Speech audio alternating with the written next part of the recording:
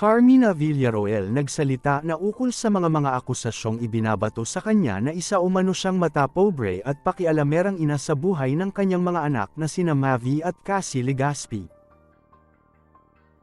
Sa isang panayam na ibinahagi ng isang Facebook page, inamin ni Carmina na masakit ang makaranas ng mga panghuhusga mula sa ibang tao. Ayon sa kanya, bilang isang ina, natural lamang na may malasakit siya sa mga desisyon at karera ng kanyang mga anak, ngunit hindi ibig sabihin nito na nakikialam siya sa bawat aspeto ng kanilang buhay. Nagsimula ang naturang isyu matapos sabihin ng aktres sa kanilang podcast ng kanyang mga kaibigang sina Jelly de Belen at Candy Pangilinan na hindi niya hahayaang makatuluyan ng anak ang karelasyon nitong hindi niya type. Nagkataon na ang kanyang anak na si Mavi Legaspi ay kasalukuyang nasa relasyon sa aktres na si Kylene Alcantara. Dinepensahan naman ni Mavi ang kanyang ina sa kanyang Instagram account noong August 17, 2024 sa ika-49th birthday ng kanyang inang si Carmina sa mga bumabatikos dito.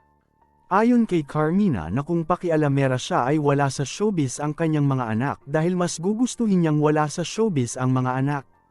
Dagdag pa nito na may gustong sumira umano sa kanya at sa kanyang pamilya. Nalulungkot umano siya dahil sa mga taong gumagawa ng mali siya. So, and only, I don't wanna say it, I don't wanna think about it, but parang lumalabas lang na meron lang gusto talagang manir sa akin at sa pamilya ko.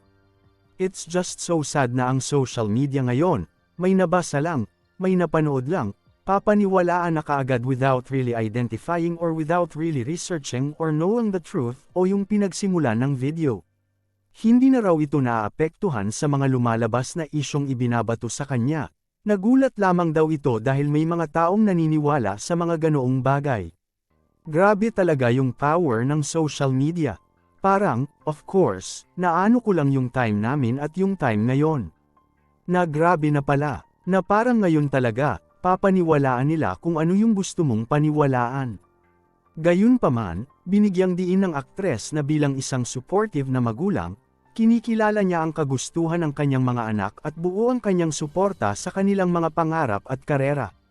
Sa kabila ng mga intriga, nananatili si Carmina na matatag sa kanyang paniniwala na mahalaga ang pagbibigay ng gabay sa mga anak, habang hinahayaan silang magdesisyon para sa kanilang sariling buhay. Ano ang masasabi niyo sa usapin na ito? Ibahagi lang ang inyong opinyon sa ibaba. At kung bago ka pa lang sa aking channel mag-subscribe ka na para sa susunod pa nating mga bagong upload.